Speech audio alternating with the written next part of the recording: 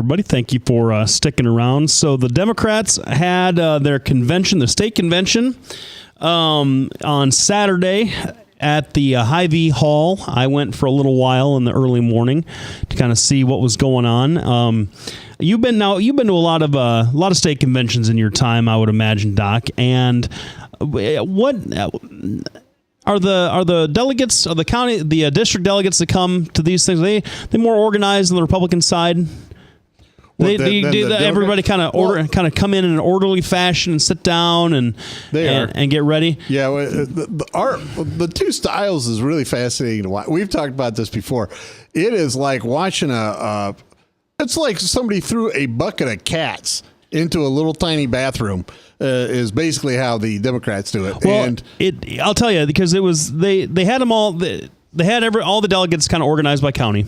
But I'll tell you what, the thing I was hanging out with some Polk County folks, and I think a couple of Central Committee folks at the Savory the night before, and at least some Hillary supporters in those respective outfits, and kind of talking about they were worried because the delegate count between Bernie and Hillary was really tight. They didn't know if they're going to be able to get some more of their people installed, and as we all know, you're electing your national delegates. If your delegates don't show up at that state convention, that can shift the entire. So Hillary wins the state in February, but technically, if her delegates didn't show up that had gone to the precincts and the counties and the district conventions, she could wind up with losing the state of Iowa effectively, because that's what Ron Paul did a few cycles ago.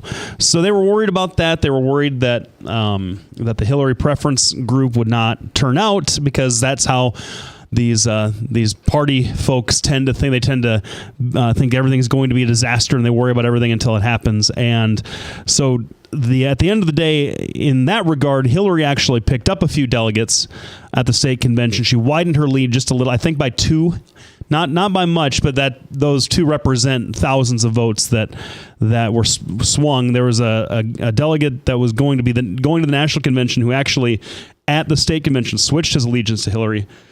And so some of my pals that were on the Hillary team were pretty happy about that. But so they had the whole convention hall there organized by county, and I got there a little bit early because this friend of mine who had wanted me to come and be a part of things, although it turned out that I wasn't able to because I wasn't around for the county convention back in March, had wanted me to be there by at least 8:30, 8:45 so I can get registered and get seated, because it was going to start directly at 9. Well, I got there about 8:45, and people were just sort of milling around. They were getting coffee. They were talking to folks out had the stand set up out in the hallway. There's nobody sitting in the seats, and figured out where I was supposed to be, and was just kind of hanging out. At 9 o'clock passes, 9:05. One of the guys on the stage makes an announcement about, we're trying to find this person or that person. You go to the rules table or go to the whatever.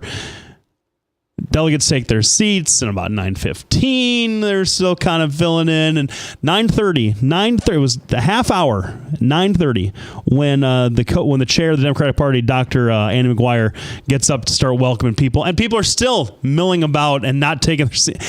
And I was thumbing through some of the rules while I'm watching this happen, and as I'm reading part of the bylaws, she gets up, or her co-chair, or not her assistant, whoever it was, gets up and says, by the way, we're not going to do any binding party business until every single delegate is seated, every alternate is registered in case we need them. So please, let's be a little bit more quick about this, everybody, because we can't take votes, and we're certainly not going to listen to any speeches or whatever. And those Democrats, we're talking like from Lucas County and from Taylor and from all over the place, couldn't care less. It was pretty funny to watch. Oh, yeah. Democrats don't like rules. In fact, I think they have rules just so they can break them and not to follow them. Isn't that pretty much what you were just saying? So because nobody was following the rules. Well, I don't know that there were rules. They weren't too they weren't too worried about getting organized. Oh, is what I'm trying to say. I will tell you, I have a friend of mine, Pat Banzani, and she's a giant Democrat like you. And she actually makes you look conservative, which is spooky. And she's always running for something. And she goes, it's like throwing a bucket of cats into a bathroom and just hoping that they straighten themselves out. I think the bigger trick would be getting those cats into the bucket in the first place. Well, that's true. The Republican side of our convention is really very organized. We have a start time. We have a finish time. Usually everybody's in their seats. There's always an exception where you have somebody up running around and all that because you can't help that. But the bottom line is Republicans, they sit down, they get the business done, and then they're out. What do you think of Hogue versus? Do you think Hogue might have been a better candidate? Well, so because I know you like him. I do. He impressed me at the couple things that I saw him at, and he's committed to come on the show when he's got some time. But he's from Cedar Rapids, so he's got a law practice out there. So he's not in Des Moines a lot. But I have lawyers hardly ever work. So I certainly didn't today. You're working it in that shirt, that's for sure. Well, I was running around downtown. I had to be seen. Yes. So and that is true. You can see you in that shirt. So he he really impressed me. Better candidate, I'm not sure, because Patty's launch has been pretty impressive in my opinion.